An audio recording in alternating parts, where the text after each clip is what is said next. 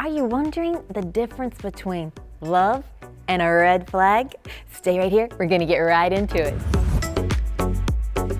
So glad you're with me. I'm Amy. This is Stick with the Plan. This is the week of love, and many times people are wondering, am I in love?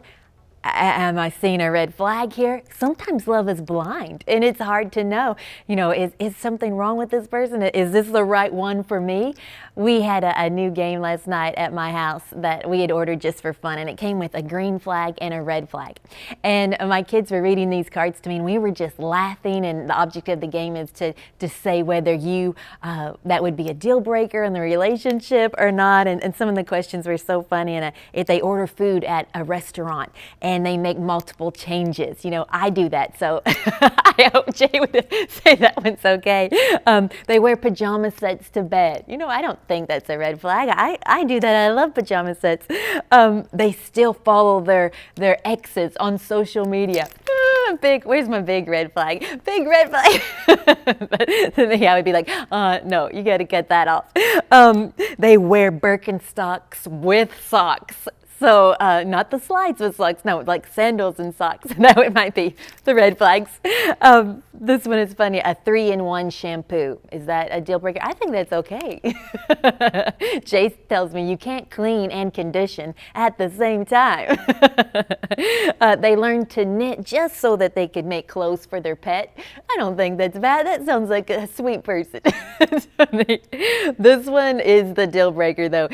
They have different religious beliefs. I would throw up all the red flags for that. No, don't marry him. You can be their friend, but introduce them to God. Get in the presence of God so they have a chance to change before you seal the deal. So today I'm talking about, are you in love, or is it the right thing to do? Or are you ignoring several red flags in a relationship or in a decision that needs to be made? How can we know that we know? If love is blind, do we have any help? Do we have the advantage? I want to tell you, yes, you do. A friend of mine, a guy was seeing a girl. It's been a couple of years ago, and he asked me, Amy, pray about it.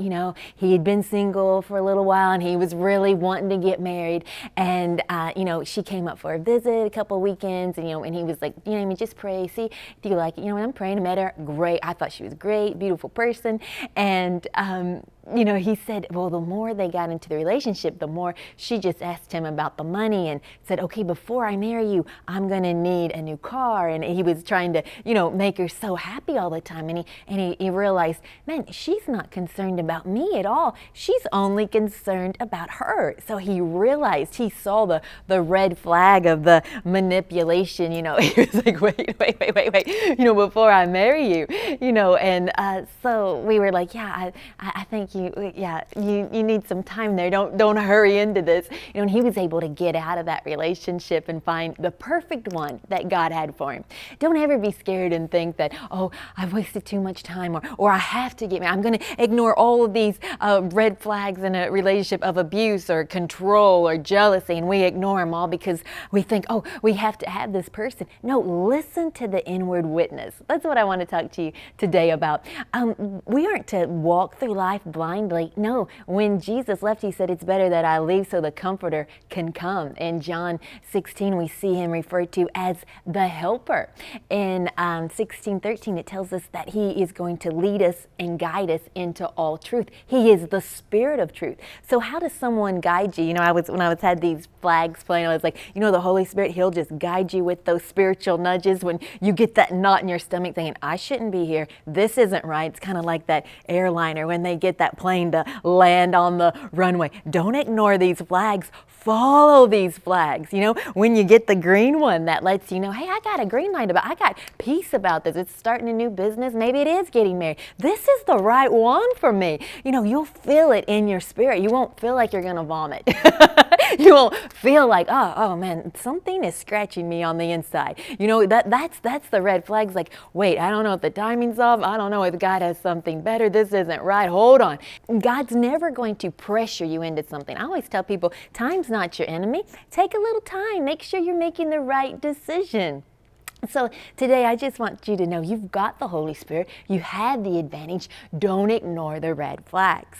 I'm joking about relationships and knowing, it's serious. It's a big deal. And God doesn't want you with the wrong person, because you need someone to complement your purpose, your calling, so you can run together and accomplish what God has for you. He doesn't want you fighting all the time or in a mess. No, He wants you all running smoothly. I even thought about this. One time we were about to buy a house, Jay and I were, and we were living in a basement. I was believing God, get me out of this basement, get me out of this basement, get me out of this basement.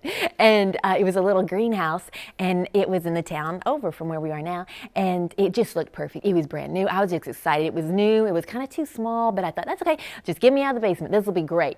And when Jay went to sign the loan, my husband, I had a scratch on the inside. It felt like, the Holy Spirit was waving the red flag. So I called Jay and said, Jay, don't sign the loan. Something's not right. I don't know what it is. I really want it, but it's just not right. It's not the right timing. And so we yielded to that almost sometimes feels like a knot in your stomach, or something's not right, that itch, that spiritual nudge on the inside, that scratching. So we yielded to it, and Jay's like, I feel the same way. I'm not going to sign it. And he was at the office, and we stopped everything. So don't ever feel like plans have gotten too far for you to just say, nope, I'm going to listen to the Lord right now. Let's push pause on this. And I'm so glad He did, because the most perfect house for us was waiting just around the corner, in the right location, in the right city, to help grow our church. God knows. He sees the full picture. So I'm encouraging you today, don't get lost or blinded by love or because you want to, but listen to the Holy Spirit. Let Him lead and guide, direct you into all truth today. And that's how you'll stick with the plans He has for you. Hey, thanks for joining me today. I love hearing all that God is doing in your life, and thank you for sharing this. New friends are watching this because you are sharing this. If you're on YouTube, go ahead, hit that subscribe button, leave us a comment. If you're on Facebook, like this page. We'll have a brand new video for you next week. And remember, every Tuesday we are live. I'll see you then.